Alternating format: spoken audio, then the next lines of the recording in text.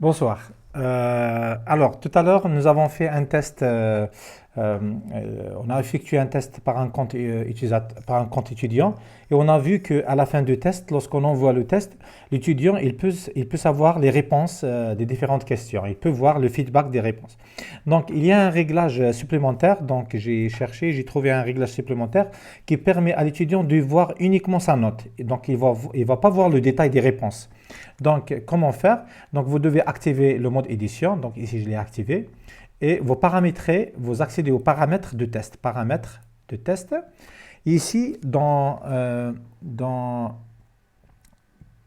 je suppose, option de relecture, c'est très important. Donc, dans l'option de relecture, c'est-à-dire à la fin du test. Donc, pendant la tentative, c'est impossible. Maintenant, après la tentative et plus tard, alors que le test n'est pas ouvert, on va interdire. On peut laisser uniquement à la fermeture du test. Ça veut dire quoi, la fermeture du test? Ça veut dire qu'on a terminé la date de test, la date de fermeture. Donc, il y a la date d'ouverture, il y a la date de fermeture de test. Après la date de fermeture, ils peuvent voir les réponses, pas de problème. Alors, si on veut décocher, on décoche. Donc, qu'est-ce qu'on va faire? On va décocher tout ici et on va laisser uniquement la note, le point. Ça veut dire qu'il peut savoir uniquement le point. Ici, je peux laisser cocher. Si vous voulez, même après la fermeture du test, il ne peut pas savoir les réponses, pas de problème. Donc, comme ça, on va enregistrer. Donc, voilà. Maintenant, je vais récupérer le lien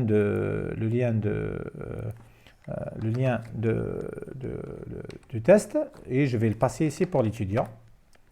Donc l'étudiant déjà il a passé le test, vous voyez il ne voit pas les feedbacks, donc qu'est-ce qu'on va faire? Je vais voir les tentatives qui sont là, les tentatives qui ont été effectuées par l'étudiant. Donc je vais supprimer sa tentative de cet étudiant là pour faire une autre fois un autre test. Supprimer les tentatives sélectionnées. Voilà, je reviens à l'interface, le compte étudiant. Maintenant, je peux faire le test. Maintenant, on va faire le test. Voilà, je confirme, démarrer le test. Voilà, comme tout à l'heure, on va faire des tests. Passer à la suivante. Quelque chose comme ça. Voilà. Quelque chose comme ça. Je vais faire le dernier ici. Voilà, le dernier. Je clique sur le dernier. Donc, voilà. Terminer le test. Voilà, ici. J'ai cliqué sur terminer le test. Alors ici, il y a un bouton à la fin, il doit confirmer l'étudiant. Donc ce qui est bien ici, c'est que si le temps termine, automatiquement, le test il sera envoyé, il sera validé. Donc on a fait l'option, si vous vous souvenez, on a fait l'option de paramétrage lorsque le test est terminé. Donc on a fait l'option exactement. C'est important de le faire, il ne faut pas l'oublier. Ça, on l'a vu dans la première vidéo. Lorsque le temps est terminé, paramètres, on a fait le comportement. C'est le temps s'achève. Voilà, ici, dans le temps. Ici, la tentative en cours est envoyée automatiquement quand est-ce que le temps s'achève. OK? Échoue ici, je ne sais pas quoi. Alors, ici, je vais tout envoyer et terminer. Tout envoyer. Qu'est-ce qu'il va voir l'étudiant? Il va avoir uniquement sa note. Il ne va pas avoir ici, il ne peut pas savoir est-ce que les réponses correctes ou bien fausses. Sinon, il peut faire une capture d'écran, bien, il peut copier, il peut envoyer ça dans les réseaux sociaux pour la diffuser pour les autres étudiants.